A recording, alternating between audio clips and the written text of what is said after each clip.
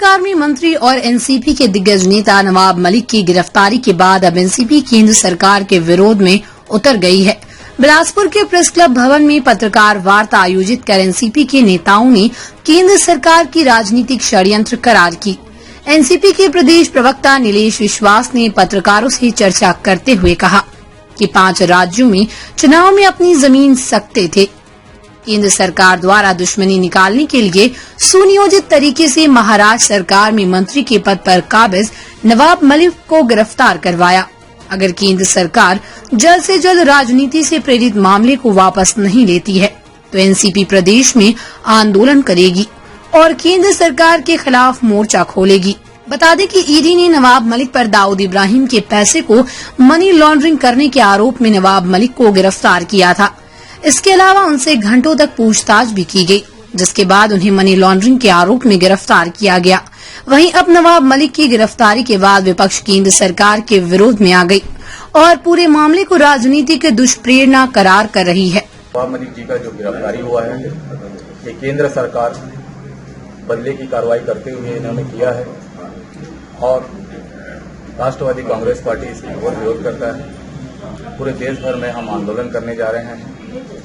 छत्तीसगढ़ राष्ट्रवादी Congress party इसकी घोषणा करती है और आप ये मान कर चलिए कभी भी केंद्र सरकार जब चुनाव आता है तो विपक्ष पार्टियों को इस प्रकार से अपने संगठनात्मक जो एजेंसियां हैं, चाहे ईडी बोलिए, एनआईए बोलिए, सीबीआई बोलिए, इनको दुरुपयोग करते हुए विपक्ष पार्टियों को साथ में ऐसे गलत कर रहे हैं।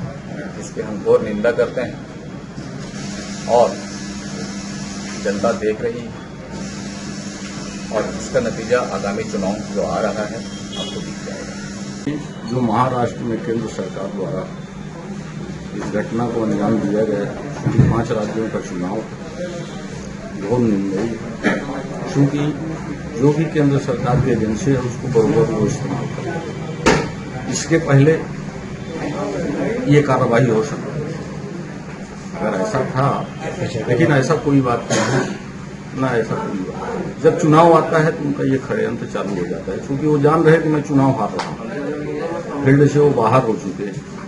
आपके माध्यम से एलआईबी भी रिपोर्ट में कहा था कि वो बाहर दिख रहे हैं। इसलिए उनको घबराहट है कि जो आने वाले और कुछ चरणों का चुनाव बचा है तो हो सकता है कि मैं अपने पक्ष में करूं, लेकिन ऐसा नहीं है, क्योंकि आज जनता बहुत जागरूक हो चुकी है और जनता जनार्दन है। मैं इसी के साथ आगे कुछ नहीं कहूंगा। आगे क्या रणनीति है?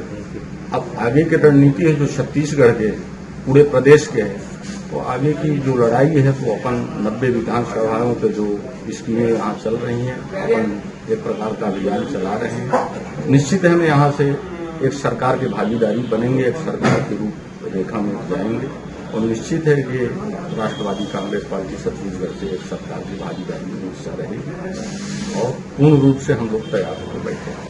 समय न्यूज के लिए बिलासपुर से राकेश खरे की रिपोर्ट।